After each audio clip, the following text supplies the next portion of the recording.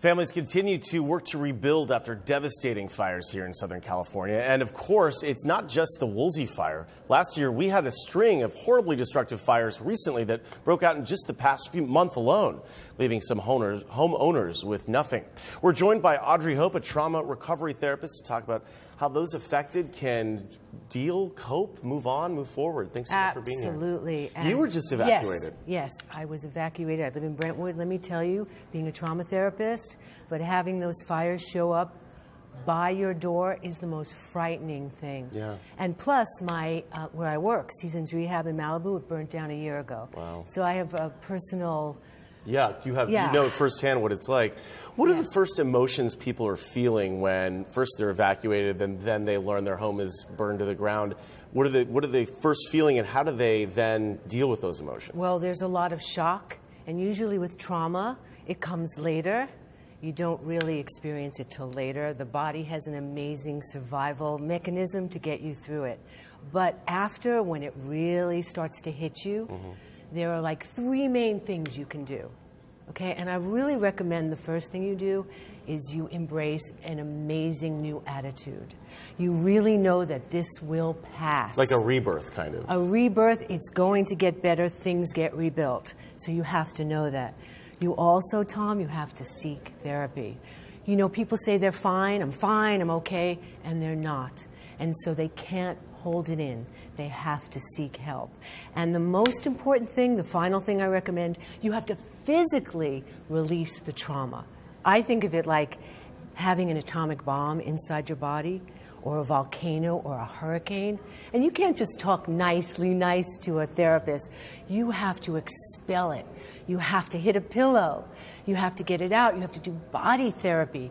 You can't just talk about it. Yes, you have really to accept intense. that it's happened. You have to embrace those emotions. Absolutely, it's a reality, and it will hit you, and it will show up. Trauma will show up as chronic illness, as chronic pain, but it really will be the trauma. And you'll have side effects, which will be anxiety, pain, maybe even suicide. You don't understand why you're depressed. And then you'll have physical symptoms, nausea, stomach aches. And so you have to take care of yourself. If you have all those symptoms, you have to seek help. And what about, families, kids?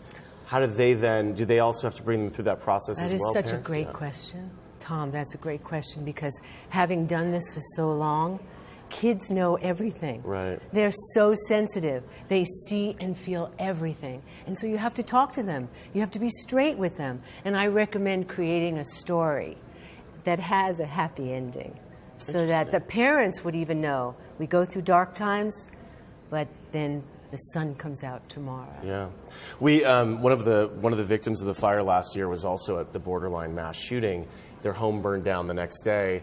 But then they kind of touched on what you were saying is, it was as horrible as it was. We were so lucky that our family was still whole, because we know that what happened to obviously the other victims there. When you encounter these families, is there initial positivity there, or is it usually pretty dark? Where do they start? Well, they have to talk about it, and they have to get it all out first. The ugliness. Where are they feeling the pain? The body will hold it. So they have to get in touch with, maybe they're in shock, maybe they're just completely traumatized. Yeah. And so they have to do that first. And then, after all that's processed, we can go into things will rebuild, things will get better. And I recommend having a mantra, an affirmation. This too shall pass.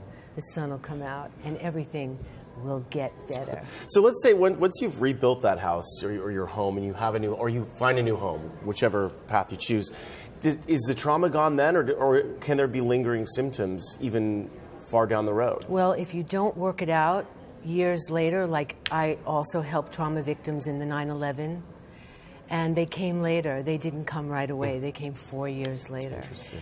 So it will look like something else. Maybe it'll even look like cancer. It will manifest as an illness, but it will really be the emotion. So you have to deal with your stuff, or years later, it's going to take a different form. Audrey, thank you so much. It's great to have you. It's a pleasure, Tom. It's a conversation we need to keep having here. So thank you so much. You can watch CBSN Los Angeles 24/7. Here's all the different ways you can watch us. On our website, cbsla.com, look for the red Watch button at the top of the screen. If you click on that, you're instantly connected to CBSN Los Angeles. You can also watch by downloading the free CBS News app.